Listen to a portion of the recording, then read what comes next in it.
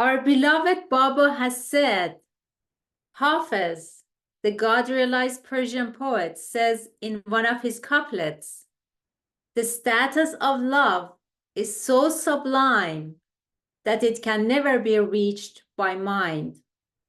And you, with the help of mind, try to reach that which is beyond mind. This is the difficulty. The Majzub Kamal of the seventh plane of consciousness has no mind. He is totally merged and absorbed in God. With your physical eyes, you see him eating, drinking, talking, and walking. But the Majzub is above mind. He is not conscious of mind, energy, and body. When you sleep, you snore, but you're not aware of it. So too with the actions of Majzub, he appears to eat and drink to those around him. Baba then explained one final point. What is mind? Mind is the junction between the inner and the outer, between reality and its shadow or illusion. If mind is annihilated, you experience the infinity of reality. Guru Parsad Gardens, 1963. I think, our dear Mahmoud asked a question about Baba's silence and the breaking of silence, and I thought that might be a good way to weave that idea into the topic that we're talking about, because Baba is talking about his second miracle as an outcome of his silence. And so it seemed appropriate to speak a little bit about Baba's silence. So Rumi said, silence is the language of God. The rest is a poor translation. And Baba said, through endless time, God's greatest gift is continuously given in silence. But when mankind becomes completely deaf to the thunder of his silence, God incarnates as man. And he talked about what happens when he breaks his silence. He said, what will happen when I break my silence is what has never happened before. This is a familiar topic and a familiar saying. And also we reviewed last time Baba's statements that were kind of re-echoed in the statement below when he says, when I break my silence, the greatest miracle of all time will happen. So, and if you remember, he said it many, many times in different ways. Now, let's poke a little at silence and at his silence, and also at the whole idea of silence in general. Now, sound emerges out of silence, and we can have fun. I know I've had fun listening to the silence when people speak or when there is music or something. You listen to the silence out of which words emerge. So everything comes and emerges out of silence. How did Baba reference this silence? Here's one passage. It said, the silence which I have been observing for the past 31 years is a call from the silence of unfathomable divinity.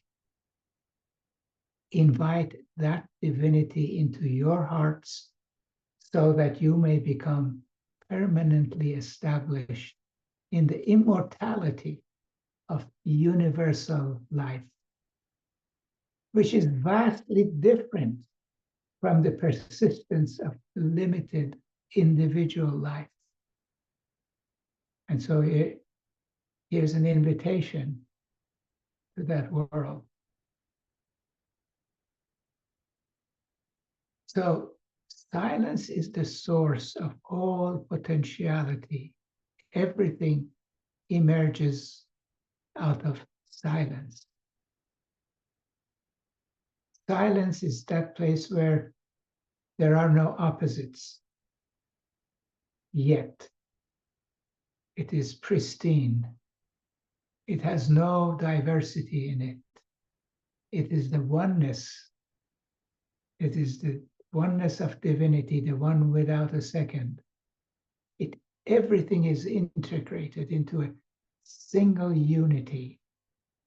And as we will see, Baba repeatedly talks about how the breaking of his silence is to bring about that unity, that quality of oneness and unity that is the quality of silence is what is going to come and be manifested and experienced here. So if silence embraces everything and it includes everything and it unites all the opposites, but that is love. So from this perspective, silence and love are the same thing. Baba said the new humanity will come into existence through a release of love in measureless abundance. So that new world, that new humanity that he's bringing about is going to come about from the release of silence, which is the same thing as he said, through the release of love in measureless abundance. And of course, his mission, of course, was to break his silence and to release that love. And to create something new, Baba had to reach to the very source of where things are or emerge from, which is the silence or the infinite, formless love. Because all emerges out of that. And then Baba reached into that silence and he channeled it by embodying it. And that enormous force of silence was embodied by Baba. And so he became silence itself. And observing silence aided him in bringing down the silence. So by his physically not speaking, that enabled him to channel and bring down the silence. So as the embodiment of silence, his form and his name are expressions of that silence in creation. So here is the embodiment of silence. So everything about him has the quality of silence because he has now embodied that silence or that love. So, and Baba wanted us to think about him and to repeat his name. And one way to think about this is to recognize that repeating Baba's name and thinking about him kind of aid the bringing down of the silence, because we are focusing on the source of love, on the source of life, of silence, which is Baba. And it provides a channel for the manifestation. Whatever Baba has in mind, it can happen. When we think of him and when we repeat his name, we are in tune with him and we let his silence and his love percolate through us and channel through us. So that's why we've been saying that repeating Baba's name is a service to a whole of creation. It is an aid to Baba's work. It is not something personal that we do for our own advancement, because we come to a point where personal advancement becomes not relevant anymore. Baba takes over so fully that we don't even know why we're doing what we're doing. Just like Erich didn't know that he loved Baba. That's when he say it's love for the sake of love, and that the heart loves without the mind knowing that it loves. Yeah, and so as we said, one of the messages that Baba kept repeating was that the breaking of his silence would bring down that quality of oneness. That's the quality of oneness. And it will establish that in the world of duality, that oneness, brotherly feeling, as he called it. And one of those statements goes this way: my silence and the imminent breaking of my silence is to save mankind from the forces of ignorance and to fulfill the divine plan of universal unity. So the breaking of the silence is to fulfill the divine plan of universal unity. The breaking of my silence will reveal to man the universal oneness of God, which will bring about the universal brotherhood of man. And then he says, my silence had to be, the breaking of my silence has to be soon. And I remember coming somewhere across a statement where somebody was saying, yeah, you say you're going to break your silence, but you never do. I bet you're not going to break your silence ever. Baba said, look, if I wasn't going to break my silence, why did I observe it and go through all this misery? But he always kind of talked about what a burden it was for him to be silent. And so he said, if I wasn't going to break it, why did I observe it? Why did I assume this burden on me? So much trouble. Now, an interesting thought is that what did Baba do when he began his silence? We know that his silence is related to his second miracle, which is related to bringing in a new world, something totally new that has never happened before. But what was the activity that he did, the prominent activity that he did in 1925, soon after he observed silence? Well, he started to write his book, that famous book that he kept locked up. And no one knows if it was found or it's what we have now called In God's Hand, or if it's another manuscript. So he started to write that. And there is a kind of writing a book is a message or a symbol for kind of, once you've completed something, you write a book about it. And we know that before something new can be introduced, the old has to be fully established and fully honored. And so could it be that the book that Baba wrote was that kind of bow that Baba put on top of the old creation so that the new one could begin?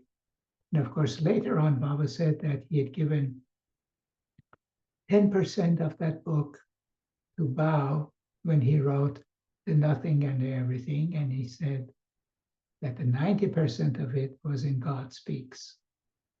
So in a sense, we do have that book.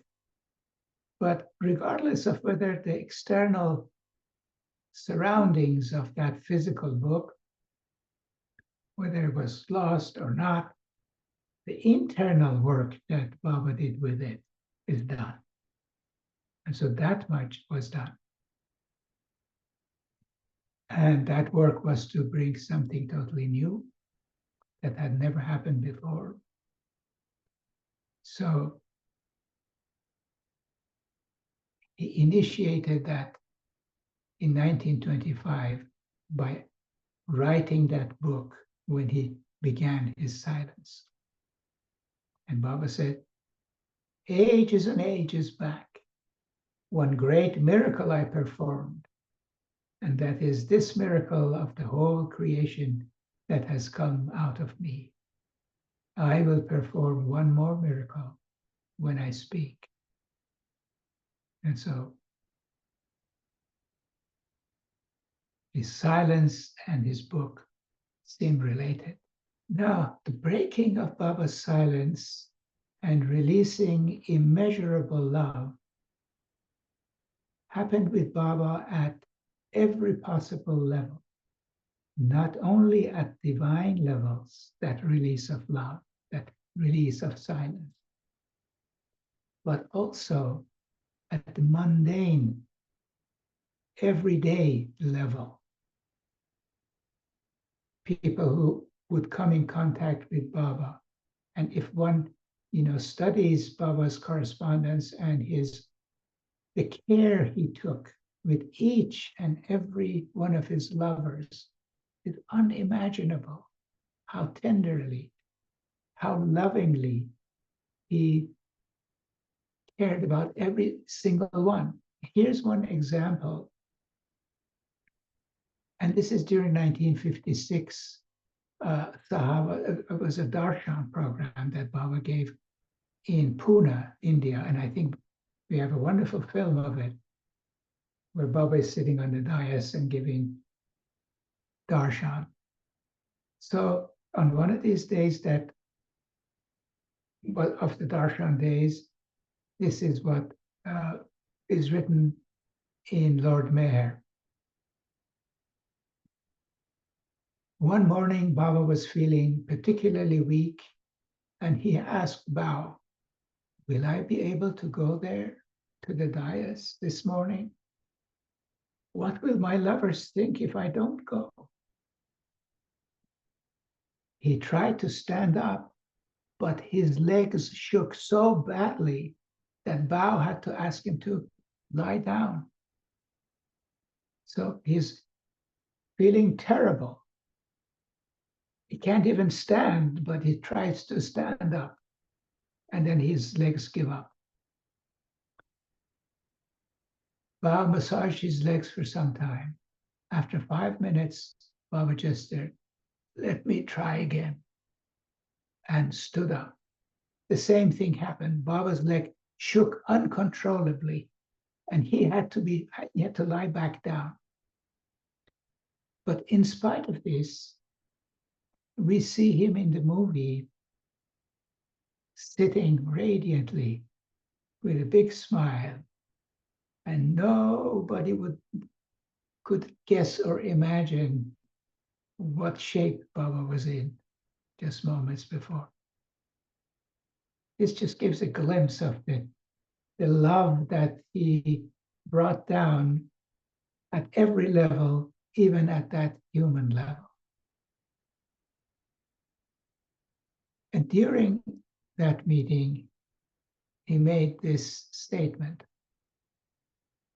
in the silence of your perfect surrender, my love, which is always silent, can flow to you, to be yours always to keep and to share with those who seek me. And through that demonstration of being so weak and yet caring and expressing love even at the human level, he was pouring that love and sharing that love and setting an example. And he continued, when the word of my love breaks out of its silence and speaks in your hearts, telling you who I really am, you will know that that is the real word you have always been longing to hear. So that provides a segue to the next topic, which is what our dear Mahmoud brought up last time. And he asked, did Baba break his silence? So one way to think about it is that a divine event is a single, one, whole, unified phenomenon. It's no time in it. It all comes as a whole. It is just one thing, a divine event.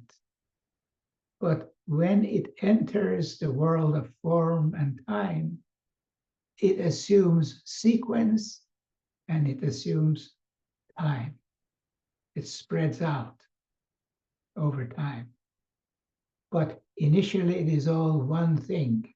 So you can imagine an airplane, the kind that, puts out fires. It's a big load of water. And it goes over a mountain and it dumps that water over the mountain. So this water is dumped in one act, but it takes time for the water to percolate and find its way all the way down the hill and beyond. So that breaking of the silence can be thought of as a dumping. And then what we observe at our level in the dimension of time is like the water gradually seeping through cracks and finding its way down. And as it meanders. So there are those who say that Baba did not break his silence. And those who say he did it every time he said he would.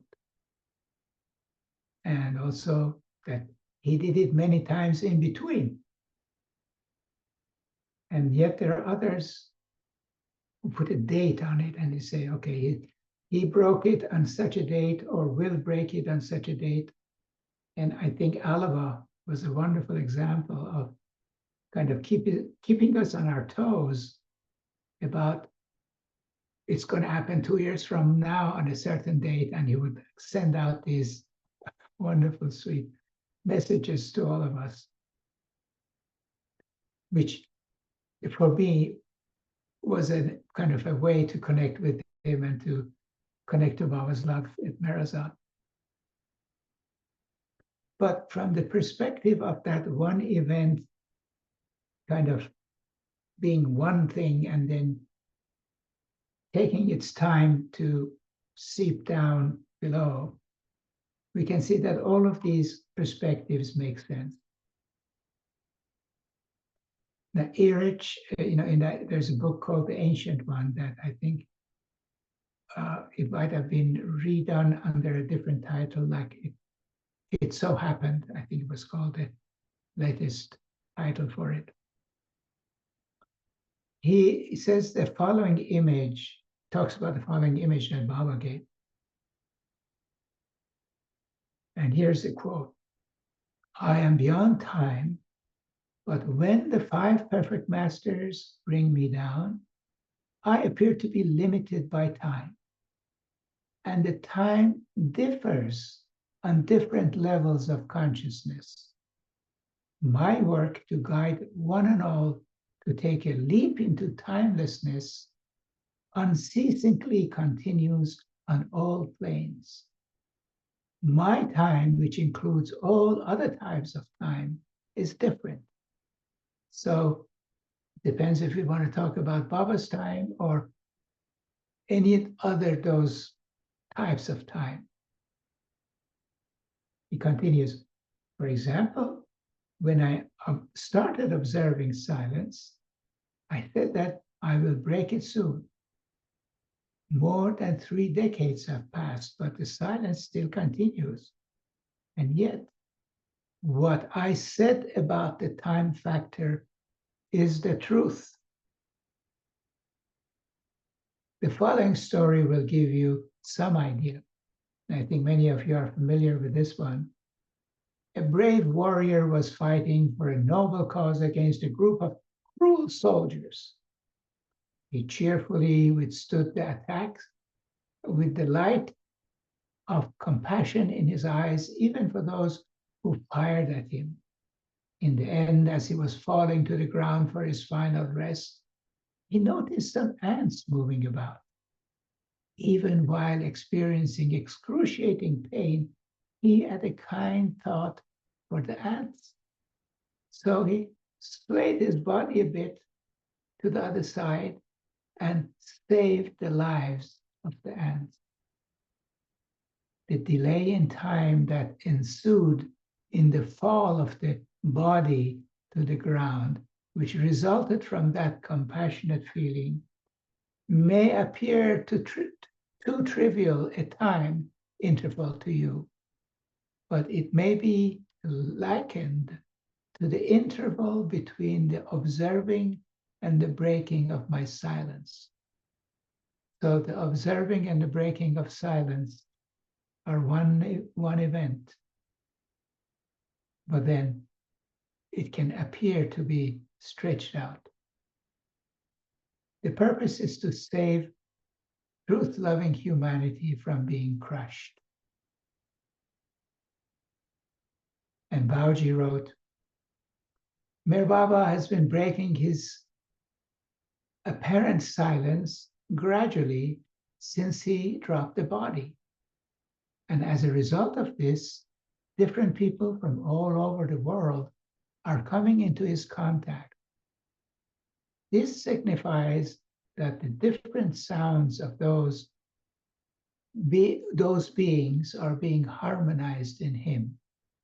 What he means is that the hearts of those who are his lovers are being unified in Baba's love, which is what Baba has come to do, to unify. In his one sound, his word." And when I was with the Manali, my general sense, especially from Erich, but not from Alaba, was that among other ways that Baba broke his silence, he broke his silence individually in each heart. That it had a kind of individual dimension to it. And again, as we talked about last time, it's wonderful to have a diversity of opinions, because without diversity, we don't have unity. And Baba has come to establish unity. So it provides us an opportunity to seek that unity that only love can bring in the midst of all this diversity. This diversity provides yet another opportunity to drown seemingly opposites in the ocean of his oneness as we celebrate his silence and begin to hear the sound of his footsteps within our hearts. What you were saying about channeling, I thought was really interesting, and I didn't quite get what you were talking about. That Baba channeled by embodying the silence, and then I think you said it's a channel for the dispensation of love, but I'm not sure I totally got what you were saying. Right. So what the avatar does is to show the infinite force of divinity and bring it down. And that's why he takes a body. And that's why we had that first quote that he said, it comes a time when the avatar has to come and do that. And so in this case, he's breaking his silence. And so he's bringing that infinite power of silence. And the way he does it is that he brings it through his physical form. That's why he has a physical form. He embodies that force, and it actually rushes through him and is dispensed. So when you bow down to Baba, when you say his name, it's more than a form. Baba always kept saying, I'm not this body. He's not that body. He's infinite God. And especially in this avataric advent, he is God in a superlative way, more so than any other way. I mean, if it's possible for God to be more than what he is, but that I think is what is my understanding, is that that's what Baba did. And when we say his name, we're calling on the embodiment of that divinity that was expressed in silence. Is that part of what you were saying? Right. So we are essentially invoking that infinite source of divinity, which is silent, which Baba is embodying. So you can think of it as a big ocean, and then there is a person at the edge of that ocean that kind of is responsible for making the ocean not drown the universe, but not to block it, but to release it so that the ocean can nourish the universe. And that gateway, or that gate person, is the avatar, is Baba, who is bringing down the ocean and dispensing it and distributing it and manifesting it, as he called it. He was manifesting his silence. Thank you. Sure. Thank you for the question.